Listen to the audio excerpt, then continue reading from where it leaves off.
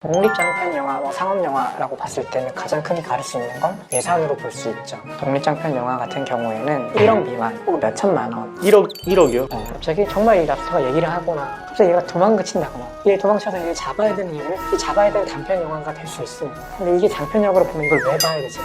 라고 묻게 돼요. 그게 재밌어? 굳이? 영화가 완성되기도 전에 배급사를 선정할 수 있지는 않아요. 영화가 나오지도 않았는데 뭘 보고 배급을 해야 되는 거지. 근데 그 전에는 통제약처럼 전체 완수에 대한 금액을 받기 때문에 그날이 12시간 촬영이 될 수도 있고 16시간이 촬영되는 상황이 될 수도 있는 거죠.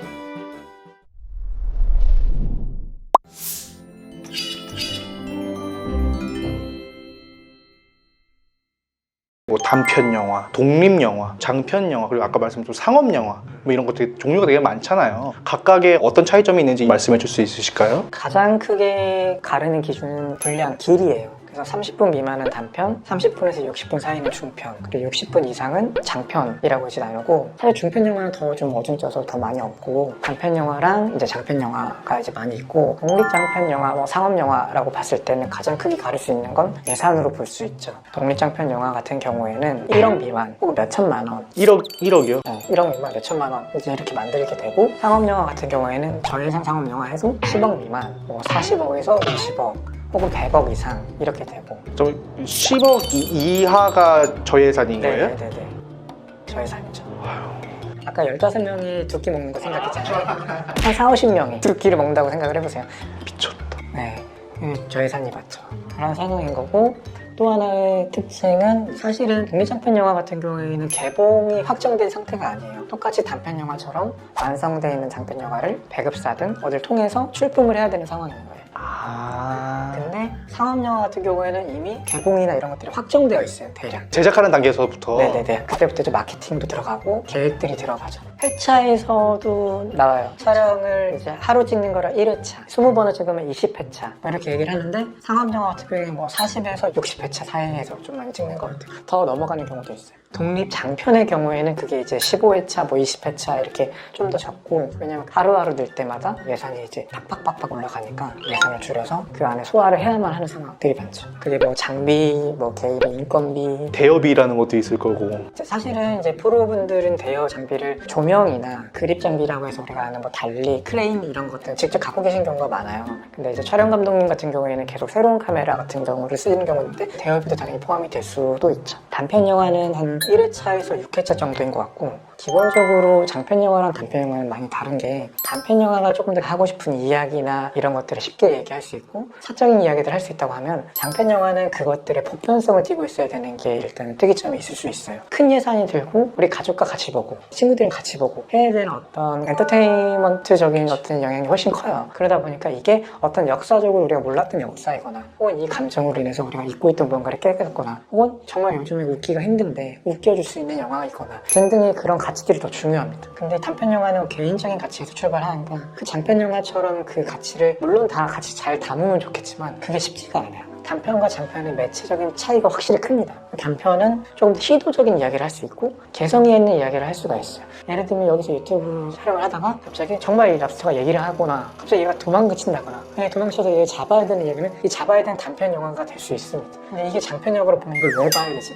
라고 묻게 돼요. 그게 재밌어? 굳이? 그게 보편성을 띠고 있어야 돼요. 아이디어를 떠올릴 때도 저희 가족이나 동생들한테 이거 어때? 너라면 뭘 볼 것 같아? 이런 걸 저는 물어보는 편이에요. 그러면 이제 영화가 만들어지고 이제 상영되기까지 그 과정이 있잖아요. 그런 거를 한번 설명해 줄 수 있으실까요? 영화는 크게 이제 세 부분으로 얘기를 할 수가 있어요. 프리 프로덕션이란 단계랑 프로덕션이란 단계랑 포스트 프로덕션이란 단계가 있어요. 프리 프로덕션은 기획부터 캐스팅, 어떤 스태프들이랑 같이 일할 건지, 시나리오, 투자 등등 어떤 이 모든 일련의 과정들이 이제 어떤 촬영을 준비하는 단계라면, 프로덕션은 이제 촬영을 하는 단계예요. 실질적으로 그거를 이제 구현하는 단계거든요. 그리고 포스트 프로덕션은 그 구현한 촬영과 편집도 하고 음악이나 뭐 CG나 등등의 어떤 작업들을 다 같이 해서 후반 작업이라고부터 부르거든요.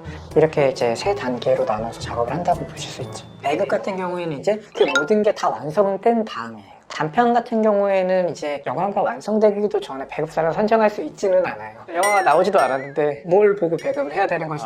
이런 생각을 하는 거죠. 단편 영화 감독은 인지도도 떨어지고 기존에 참고할 만한 포트폴리오 이런 것들이 많이 부족하니까. 네. 처음부터 상업영화는 배급사도 어느 정도 계획이 되어 있는 거예요. 어느 배급사가 어떻게 계획을 할 건지가 이미 상업영화에서는 계획이 되어 있는 거죠.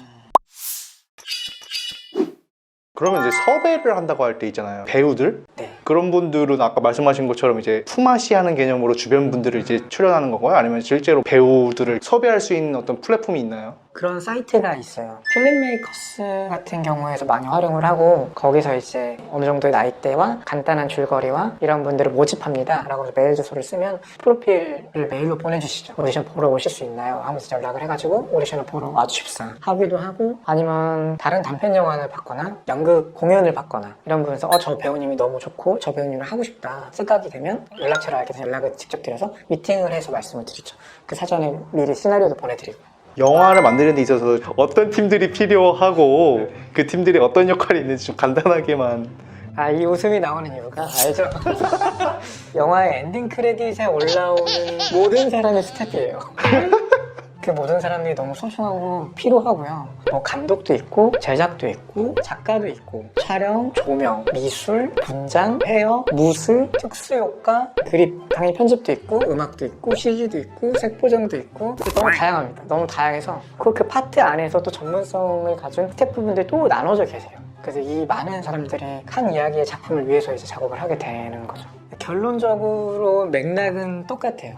뭐냐면 시나리오를 읽고 해석하고 그거에 비해서 각 파트별로 시나리오상에서 꼭 필요한 것들을 준비하고 그 외에 조금 더 좋은 작품으로 갈 수 있도록 혹은 이 인물의 심리를 반영할 수 있도록 많은 것들을 개별적으로 많이 준비를 하세요. 기존에는 어떤 도급 계약이라는 방식을 채택하고 있었는데 요즘에는 표준 근로 계약이라는 걸로 많이 바뀌고 있다라고 하는데 그 둘의 어떤 차이가 있고 그게 어떤 변화를 가져왔는지 말씀해 줄 수 있으실까요? 일단은 그 전에 있는 계약과 표준근로 계약의 차이를 보면 근로시간이라는 거에 대해서 보장을 하고 있잖아요. 표준근로 계약은 주 5일에 하루 8시간 촬영을 할 수 있는 제도이기 때문에 달리 말하면 그 주어진 시간 안에 그날에 찍어야 될 것을 뽑아내야 되는 거예요. 근데 그 전에는 통계약처럼 전체 완수에 대한 금액을 받기 때문에 그날이 12시간 촬영이 될 수도 있고 16시간 촬영되는 상황이 될 수도 있는 거죠. 그렇다 보니까 조금 더 스태프들의 입장에서는 개인적인 시간이 예전보다 나을 수도 있고 좀 더 환경이 나아질 수 있다고 생각할 수 있지만 감독의 입장에서는 현장에서 할 수 있는 것보다는 사전에 더 많이 준비를 하고 더 많이 선택할 수 있게끔 고민을 해서 그 결과물을 보여줄 수 있게끔 집중하는 게 더 필요하죠. 그러니까 많이 준비된 상태에서 현장에 나가야 되는 상황이 됐네요. 사실은 너무 당연하다고 저는 생각을 해요, 제 개인적으로는. 왜냐면 너무 많은 스태프들이 그 현장에서 고민하는 시간들 때문에 그 시간을 날려버리거나 더 집중할 수 있는 장면을 못 찍게 된다거나 이렇게 되면 너무 아쉬울 것 같고 미안할 것 같고, 감독으로서의 고민을 더 철저하게 많이 했다면 스태프들의 에너지를 조금 더 낭비하지 않고 좋은 장면을 만드는 데 더 집중할 수 있지 않을까 라는 생각을 해서 제 개인적으로는 표준근로 계약이 있어서 환경도 나아졌지만 결론적으로 좋은 감독이 나올 수 있는 환경도 당연히 되어가는 게 아닌가 라고 생각이 들고 있습니다.